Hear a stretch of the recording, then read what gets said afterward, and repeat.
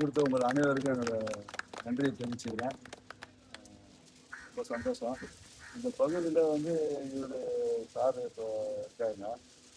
நீங்கள்லாம் இது எடுத்து செஞ்சது ரொம்ப சந்தோஷம். அதே மாதிரி இப்போ க்ரைம் எல்லாம் ஆகுது ஏரியாவில் வந்து யார் யாரும் நடமாடுறாங்க. ஏன்னா உங்களுக்கு சந்தேகப்படுற மாதிரி யாருன்னா இருந்தாக்கா போலீஸ் ஸ்டேஷன் நம்பர் இருக்கும். அதுக்கு உடனடியாக தகவல் கொடுத்தா இருக்கிற ஃபீல்டு ஆஃபீஸருங்க யாரும் வந்து நான் பண்ணுவாங்க. இந்த நெருங்கு போடுறேன் வேற ஏதாவது ஒன்று சொல்லிக்கின்னு இறகு மந்திரம் போடுறான் அப்படின்னு வந்தாங்கன்னா நம்பாதீங்க. அதே மாதிரி உங்களுக்கு தெரியாத ஃபோன் கால்ஸ் எதுனா வந்துச்சிங்கன்னா அந்த ஃபோன் கால்ஸ் அட்டன் பண்ணாதீங்க. உங்களுக்கு தெரிஞ்சால் உங்கள் சொந்தக்காரங்க பண்ணுவாங்க, இல்லை உங்கள் காணப்பட்டவங்க எல்லாம் ரொம்ப அறிமுகமான நம்பர் தான் வரும்.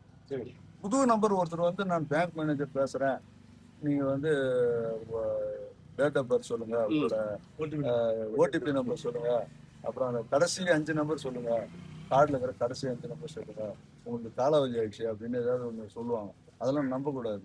அதே மாதிரி டிஜிட்டல் அரெஸ்ட்டுன்னு ஒன்று இல்லவே இல்லை. உங்களுக்கு வந்து டெல்லியில் இப்போ பார்சல் வந்துருக்குது, அந்த பார்சலை வந்து நாங்கள் இது பண்ண போகிறோம், எஃப்ஐஆர் போட வேண்டியது, எல்லாம் அராயின்னு அப்படின்னு இந்த மாதிரி பார்சலாக இருக்குது, அது உங்கள் ஆதார் கார்டு நம்பரில் வந்துருக்குது அப்படின்னு சொல்லி உங்களை நம்புற மாதிரி உங்களோட ரெக்கார்டுங்கெல்லாம் எடுத்து வச்சுட்டு தான் அவன் பேசுவான். அதை அப்படியே நம்பிடக்கூடாது. முதல்ல நார்மல் காலில் வந்து பேசுவான், அடுத்து வந்து ஒரு நம்பர் கொடுத்து இந்த வீடியோ காலில் வாங்க, இது சார் நீங்கள் என்ன பண்ணி பயந்துருவீங்க, இல்லை என்ன இப்படி சொல்கிறாங்களே அப்படின்ட்டு. அப்போ பேசும்போது நீங்கள் நார்மல் காலில் இருந்து அவன் ஒரு நம்பர் தருவான், வீடியோ காலில் வாங்க அப்படின்னு. நீங்கள் போகக்கூடாது. எதுக்கு வீடியோ காலில் போகிறீங்க? அங்கே என்ன பண்ணால் ஒருத்தன் ஒரு ஆஃபீஸர் மாதிரி ஒரு டிஜிபி மாதிரி உட்காந்துவோம். எந்த டிஜிபி வந்து உங்களுக்கு வீடியோ காலில் இருக்கணும்? அதே மாதிரி ஒரு மேனேஜர்னாக்கா அவர் மேனேஜர் வந்து ஒரு லெட்டர் அனுப்புவார் வீட்டுக்கு, நீங்கள் வாங்க உங்களோட இது காலாவதி ஆயிடுச்சு, இல்லை ஏடிஎம் கார்டு வந்து இது வந்து வாங்கி, இந்த மாதிரி தான் இருக்குமே தவிர அவர் ஃபோனில் வந்து இதை கொடுங்க அதை கொடுங்கன்னு மேனேஜரும் பேச மாட்டார், டிஜிபியும் வந்து வீடியோ காலில் உட்காந்து பேச மாட்டார். நீங்கள் வீடியோ கால்லையும் போகக்கூடாது, தெரியாத நம்பரும் அட்டன் பண்ணக்கூடாது. இப்போ அந்த மாதிரி அட்டன் பண்ணுங்க 75 லட்சம் வரைக்கும் லாஸ் ஆகி ஒரு 80 வயசு முதியவர், அவர் வந்து பேங்க்ல மேனேஜராக இருந்தவர், கர்நாடகா இதில், நம்ம தமிழ்நாட்டுக்கார். அவர் 75 லட்சம் வரைக்கும் லாஸ் ஆகி சின்ன சின்னதாக கொடுக்குறாரு டிஜிட்டல் அரெஸ்ட்ன்ற முறையில். அதில் மிரட்டிடுவான், உங்களை அரெஸ்ட் பண்ணிடுவான், இதுக்கு இவ்வளோ கூட அவ்வளோ கூட இப்படி இந்த மாதிரி சின்ன சின்னதாக போவோம். அதே மாதிரி இந்த டபுளிங் பண்ணுறாங்கல்ல ஷேர் மார்க்கெட்டு அது இதுன்ட்டு, அதுலலாம் போடாதீங்க. சும்மா இருக்கிறவங்க செல்லை நோண்டி ஆப்புகளில் போய் அதுலலாம் நிறைய லாஸ் ஆகுது. இன்னைக்கு நிறைய க்ரைமில் நான் நிறைய பேப்பர் பார்த்துட்டேன். அயப்பாக்கத்தில் ஒரு Savitha college principal, assistant principal, அவர் வேலையே வேணால் ரிசைன் பண்ணிட்டு அவர் இந்த மாதிரி நிறைய ஆப்பில் வந்து நோண்டி ஷேர் மார்க்கெட்டில் பைசா போடுறது. அந்த மாதிரி ஒரு 4 லட்சம் ரூபாய் லாஸ் ஆகிட்டு ஃபர்ஸ்ட் இயர்ல 2 லட்சம் லாஸ் ஆகுறாரு. அப்போ கூட அதை விடல, மறுபடியும் இன்னொரு ஆப்பில் போய் மறுபடியும் போடுறாரு. அந்த பழக்கம் என்ன ஆகுது, மறுபடியும் போடுறாரு. அது பண்ணக்கூடாது. அதில் கடைசியில் அதுவும் லாஸ் ஆகி ஒரு 7 லட்சம் வரைக்கும் லாஸ் ஆகிட்டு எதுனா பண்ணுங்க அப்படின்ற. நாங்கள் என்ன பண்ண முடியும்? அவன்லாம் இப்போ ஒரு பிட் பாக்கெட் அடிக்கிறான்னா டக்குன்னு அடிச்சவொடனே டக்குன்னு கைமாயிடும். ஒரு நான் அடிக்கிறேன்னா இப்படி குத்துருவேன்னு வச்சுக்கலாம், அது போய் அவன் போய் கடைசியால ஒரு பஸ் விட்டு இறங்கி போயினா இருக்காரு, நீ அவரை பிடிச்சி கும்பிடுனா கூட ஒன்றா இருக்காது. அந்த மாதிரி சுச்சுவேஷன். ஒரு அக்கௌண்ட் டிரான்சாக்ஷன் ஆயிடுச்சுன்னா அந்த அக்கௌண்ட்ல வந்து உடனே அதை வந்து நீங்க ரிலீவ் பண்ண முடியாது. அது வேணும்னா உங்க அக்கௌண்ட்டை சேஃப்டி பண்ணலாம், அடுத்து எவனோ அதில் கையை வச்சு எடுக்காம மாதிரி பண்ணலாம். அதனால இப்போ இதெல்லாம் கொஞ்சம் சேஃப்டியாக இருக்கும். யாருக்கும் எந்த நம்பர், உங்கள் account number, date of birth, Aadhaar card number, last 5 number, இந்த மாதிரி நிறைய விஷயங்கள் வந்து சொல்லாதீங்க. உங்களோட பர்சனல் உங்களுக்கு தான். ஓடிபி நம்பர் உங்களுக்கு சொந்தமானது. ஆர்பிஐ ரூல்ஸ் பிரகாரம் ஓடிபி நம்பர் உங்கள் மனைவிக்கு தெரியலாம், மனைவி தவிர வேறு யாருன்னு தெரியாது. அப்படி என்ன சொன்னீங்கன்னா அது பணம் வந்து மீட்டு கொடுக்க முடியாத பணம். நான் ஒரு மேனேஜர்கிட்ட உட்காந்தே பேசிட்டேன். வேலூரில் 20 இயர்ஸ் சர்வீஸ் பண்ணேன். வாகாயம் போலீஸ் ஸ்டேஷன் மென்டல் ஹாஸ்பிட்டல் பக்கத்தில். அங்கே ஒரு ஆள் ஒரு சிறைத்துறையில் பணி செஞ்சு ரிட்டையர்ட் ஆனவர், ஒரு பேங்க்கில் கேஷியராக இருந்து ரிட்டையர்ட் ஆனவர். 2 பேருமே லாஸ் ஆகுறாங்க. 3 முறை 4 முறை அவங்களுக்கு ஓடிபி நம்பர் கேட்குறான். இவங்களும் சொல்கிறாங்க முட்டாள்தனமாக.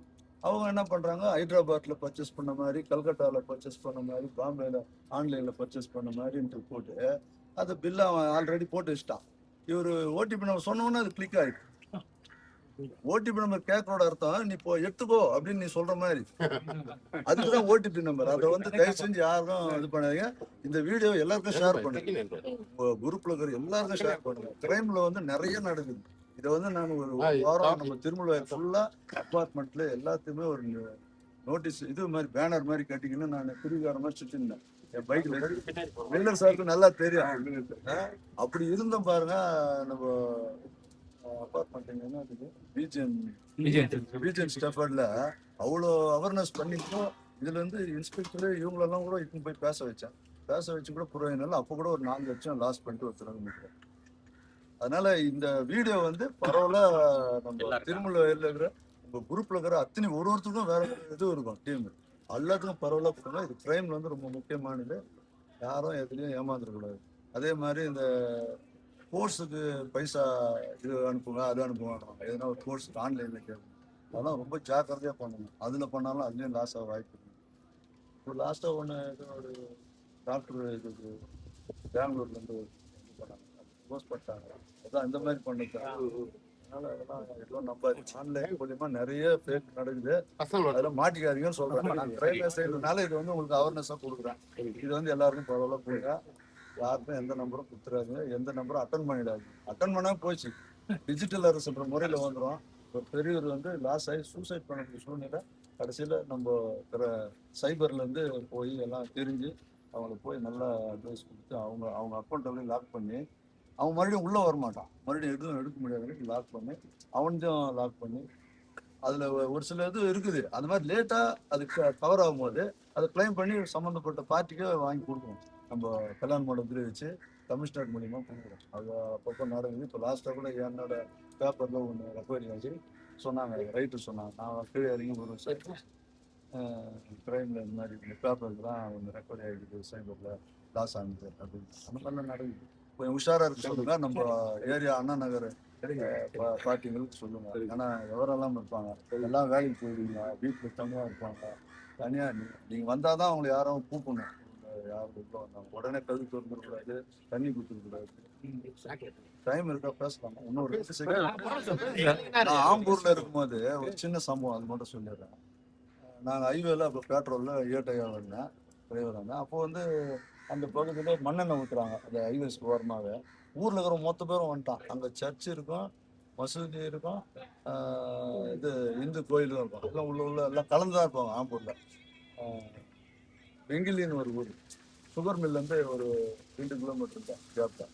எல்லாம் மண்ணெண்ணெய் ஊற்றுறேன். எல்லாம் ஊர்ல இருந்தால் வெளியே வந்துட்டாங்க. அப்போ ஒரு பூமா வந்து ஒரு ஃபங்க்ஷனுக்கு போயிட்டு அவங்க பொண்ணாக கூப்பிட்டுவாங்க. அவங்க மேரேஜில் இருக்கும்போது மண்டபத்துலேருந்தே ஒருத்தன் கவர் பண்ணி வரான். அது தெரியல இவனுக்கு. நகைலாம் போட்டுக்கிட்டாச்சு பின்னாடியே வரான். ஊரில் பஸ் இறங்கி வீட்டுக்கு போகிறாங்க. எல்லாம் எங்கே இருக்கிறாங்க பப்ளிக்கு. பின்னாலே போயிட்டு ஒரு அட்ரஸ் கேட்குற மாதிரி கேட்குறான். ஆமாம், இது எனக்கு தெரிலங்க, எல்லாம் வெளியில் இருக்கிறாங்க, நீங்கள் போங்க, நான் இப்போ தான் வரேன் அப்படின்னு அந்த மாதிரி சொல்லுங்க. அப்போ என்ன பண்ணுறான், உடனே தண்ணி கொஞ்சம் காரணமாக தண்ணி கொஞ்சம் அந்த தண்ணியை கேட்டோடனே உடனே இருங்க உள்ளே போய் கது அப்படி திறந்த மாதிரி உள்ளே போயிட்டு பின்னாலே உள்ளே போகிறான். போய் அந்த கிச்சன் ஆண்டது எல்லாமே எடுத்து பின்னாலே போய் கழுத்துல கட்டி வச்சிடறேன். இந்த மாதிரி சம்பவங்கள்லாம் இருக்கு. கட்டி வச்சுட்டு இன்னும் எங்கே என்ன இருக்குதுன்னு எல்லாத்தையும் கேட்டுன்னு அந்த பீரோ சாவியெல்லாம் வாங்கிட்டு அந்த அம்மாவை கையை கட்டிட்டு வாயில் துணியை வச்சுட்டு கை காலெல்லாம் கட்டிட்டு வாயில் துணி வச்சுட்டு நேரம் அந்த சாவி போய் பீரோ திறக்கலாம். எங்கெங்கன்னா கேட்டால ஆல்ரெடி போய் இந்த சட்டை மொத்தம் திறந்து எடுத்துக்கின்னு இல்லைன்னா அந்த அம்மா அங்கேயே விட்டு பார்த்துட்டு 4 மணிக்கு பையன் ஸ்கூல்லேருந்து வரான். வந்து பார்த்தா அந்த மாதிரி சம்பவம். அம்மா முன்னூறு அம்மா அம்மான்னு கூப்பிடுவாங்கன்னா கழுத்து வந்து தெரியாது. அம்மா அம்மானாக்கா முன்னூறாங்க. அப்புறம் போய் வாயில் துணி எடுத்துட்டு அதுக்கப்புறம் அவங்க அப்பாவுக்கு ஃபோன் அடிச்சு சொல்லி அப்பா டிஎஸ்பி சொல்லி ஆம்பூர். அப்புறம் அங்கேருந்து நாங்கள் பெட்ரோல் சொன்னோம். அங்கே அதே ரோட்டில் ஒரு 1/2 கிலோமீட்டர் தான் வரும் அந்த ஸ்டாப்பிங்லேருந்து. ஒன்றும் பண்ண முடியல சார். அது நடந்து ஆயிடுச்சு ஒரு 3 ஹவர் 4 ஹவர் போயிடுச்சு. என்ன பண்ணுறது? அதனால அவேர்னஸ் இருக்கணும். லேடிஸுங்களுக்கெல்லாம் போய் சொல்லிடுங்க. இதெல்லாம் தெரியாதனமா பண்ணுறாங்க. உமரம்மா என்ன பண்ணிட்டாங்க, ஒருத்தர் உடம்பு சரியில்லைன்ற விஷயத்த நமக்கும் வீட்டுக்காரருக்கு மட்டும் தெரியணும். இது என்ன பண்றாங்க, இவர் வந்து யார் யாருக்கு சொன்னாரு தெரியல. அந்த விவரம் ஒரு ஆளுக்கு தெரிஞ்சு இந்த மந்திரம் போறாங்களா மயில் இரவுல பாய்ங்க, அவர் என்ன பண்றாருமா, அவர் இல்லையாம்மா அப்படின்னா இவர் பேரை தெரிஞ்சுக்கின்னு அவர் வர்றாரு. உங்களுக்கு உடம்பு சரியில்லைன்னு சொன்னாருமா, மந்திரம் போறதுக்கு நான் கூப்பிட்டேன், நீங்க ஏதோ வேலையா வரல அப்படின்ட்டு. அதான் வீட்டுல வந்து மந்திரம் போடுறாங்க. இவங்கள நம்பிட்டாங்க. சரிங்க, அவர் வெளியில் இருக்கிறாரு ஆட்டோக்காரர், அவர் போனாக்கா சாயந்தரம் தான் வருவார். சரி நீங்கள் என்ன பண்ணுங்க, நான் இங்கேயே மந்திரம் பண்ணுறேன், ஒரு சொம்புல தண்ணி எடுத்துனாங்க. சரி சொம்புல தண்ணி எடுத்துனாங்கன்னா அதை வாங்கிட்டு, அம்மா இது தண்ணியிலே மந்திரம் பண்ணுவேன் நான். இந்த மந்திரம் பண்ணும்போது இது உங்களுக்கு இந்த கோல்டு சின்ன சின்ன உருப்படி, அந்த மூக்குத்தி கம்பல், இந்த மாதிரி சின்ன சின்ன ஐட்டம், சின்ன ரிங்குங்க, இந்த மாதிரி ஒரு 5 உருப்படியாக உள்ளே போடணும். அப்பதான் அந்த கோல்டு வந்து அது உள்ள இருந்துச்சுன்னா தண்ணி வந்து பவர் கிடைக்கும் அந்த மந்திரத்துல அப்படின்னா இது ஒரு நடக்க வாய்ப்பு கிடையாது. ஆனா அதை சொல்றான், இந்த பப்ளிக்கா நம்புறாங்க. அந்த அம்மா நம்பிட்டு அவங்க கேட்டுக்கிறது உள்ளுக்குள்ள போய் அந்த ஒரு 5 உருப்படி நகையும் போடுறாங்க. எல்லாம் இதை வந்து இப்போ மந்திரம் பண்ணிட்டு அப்படியே உட்கார சப்பளம் அவங்க உட்கார வச்சு அவங்க தலையில வச்சு ஏதோ மயில் இப்படி இப்படி பண்ணி மந்திரம் பண்றாங்க. பண்ணிட்டு அம்மா இது போய் சாமி கும்பிடு. சாமி இது வந்து போய் வச்சிடுறாங்க. வச்சுட்டு நீங்க என்ன பண்ணுங்க, இந்த தண்ணியை வீடு ஃபுல்லா தெளிக்கணும், நீங்க கொஞ்சம் குடிக்கணும். குடிக்கணும் உங்களுக்கு நல்லது, உங்க வீட்டுல கொடுங்க. சரி, அவர் முதல்ல குளிச்சுட்டு தான் நீ வந்தது கை வருது. சரி ரைட்டு. அப்போ இவன் என்ன பண்றான், அம்மா அதுக்குள்ள நான் ஒரு லெமன் வாங்கிட்டு வந்துடுறேன் வெளியே போயிட்டு, ஒரு மந்திரம் ஒன்றும் நமக்கு இருக்கு. அப்படி போற மாதிரி போறான். இந்த அம்மா இப்படி போற மாதிரி போகுது. அப்போ கது சாப்பிட நல்லா வெளியே வந்து அது பண்ணாம என்ன ஆகும், இந்த அம்மா பாத்ரூம் போயிடுச்சு. இவன் என்ன பண்ணா போற மாதிரி போயிட்டு வந்து சொம்புல ஒரு கோல்டெல்லாம் எடுத்து இந்த அம்மா ஜாலியாக குளிச்சுட்டு வெளியே வந்து சொம்பு பாகு சொம்புல வந்து அப்புறம் ஓடியாருது போலீஸ் ஸ்டேஷன் பாகாயம். அப்புறம் நாங்கள் என்ன ஏதுன்னு போனால் 5 நாளாக அவன் சுற்றி இருந்துக்கிறான் அந்த ரோட்லேயே. 5 நாளாக சுற்றி இருந்துக்கிறான். ஒரு அந்த மோளம் அடிப்பாங்க தெரியுமா பாய்க்கு, அந்த மோளம் மயிலரு கூட 5 நாள் ரோட்டில் சுற்றினான். அப்போ சொல்கிறான், ஆமாம் சார் ஒரு பாய் ஒருத்தர் 5 நாள் இந்த பக்கம் சுற்றிருந்தார் சார். அப்போது ஒரு ஆள் முன்ன பின்ன அறிமுகம் இல்லாத எதுக்கு 4 முறை போகிறான் 5 முறை போகிறான் அப்படின்னு அந்த விழிப்புணர்வு ஒருத்தருக்கும் இருக்கணும் பகுதியில் இருக்கணும். நான் சொல்கிறேன் புரியுது. அன்னைக்கு சொல்லுங்கன்னா அன்றைக்கே அவனை புகழ போடலாம் தூக்கிட்டு இருக்கலாம். அவனை யாரா நீ பாய் இந்த ஏரியாவில் என்ன வேலை, ஒரு முறை போகலாம் தெருவில், 2 முறை 3 முறை போயிட்டு ஒரு வீட்டில் கவர் பண்ணலாம். அது என்ன அர்த்தம்? கேட்கலாம கேட்கக்கூடாது. ஒரு நாள் கூட அந்த உணர்வு இல்லை. அது மப்சல்லே அப்படிதான் இருக்குது. எங்கேயாவது நீங்கள் கோஆப்ரேட்டாக இருக்கணும்னு சொல்கிறேன். இந்த மாதிரி லேடிஸ் ஏமாறுறான். அப்புறம் அவங்க வீட்டுக்காரர் சொல்லி எல்லாம் முடியாது. என்ன கோல்டெல்லாம் இன்னைக்கு என்ன ரேட் இருக்கு. நாங்கள் வந்து 3 வருஷம் ஆயிடுச்சு திருமலை. அதுக்கு முன்னால் நடந்த சம்பவம் சொல்கிறேன் வேலூர் கட்டும்போது. சரிங்க, இதுக்கு வாய்ப்பு கொடுத்த அனைவருக்கும் மிக்க நன்றி. அவேர்னஸ் எல்லாருக்கும் போய் சேரணும்.